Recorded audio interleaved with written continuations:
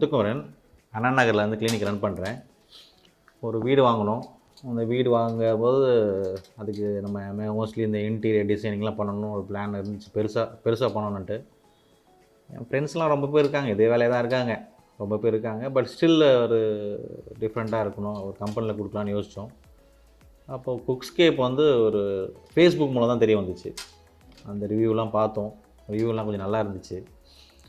சரி ட்ரை பண்ணுவோம் அப்படின்னு சொல்லிட்டு போரூர் ஆஃபீஸ் தான் கொஞ்சம் அப்ரோச் பண்ணோம்.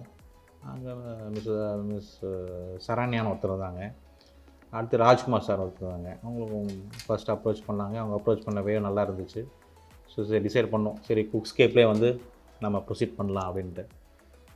அதுக்கப்புறம் அதிலே ப்ரொசீட் பண்ணோம்.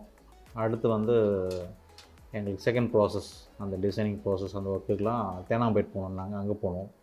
அங்கே பூங்கொழின்னு ஒரு மேடம் இருந்தாங்க. அவங்களும் நல்லா வெரி வெரி ஃப்ரெண்ட்லியாக இருந்தாங்க. எங்களுக்கு தேவையான அளவுக்கு எல்லா டிசைனும் மாற்றி மாற்றி கொடுத்தாங்க. என்னென்ன வே ஆஃப் அப்ரோச் நல்லா இருந்துச்சு. அதுக்கப்புறம் நாங்கள் டிசைன் மாற்றி மாற்றி இது இப்படி இருக்கணும் அப்படி இருக்கணும், அதுக்கு கரெக்டாக என்னென்ன நாங்கள் எதிர்பார்த்தோமோ அதெல்லாம் கரெக்டாக பண்ணி கொடுத்தாங்க. அதுக்கப்புறம் அங்கேயே நாங்கள் அந்த ஆஃபீஸோட அவங்களுடைய டெமோஸு, அவங்களுடைய மாடல்ஸ்லாம் பார்த்தோம். Very satisfied.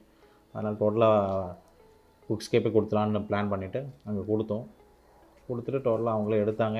எல்லா வீடும் தேவையான அளவுக்கு நாங்கள் எதிர்பார்த்த அளவுக்கு ப்ராப்பராக வந்திருக்கு.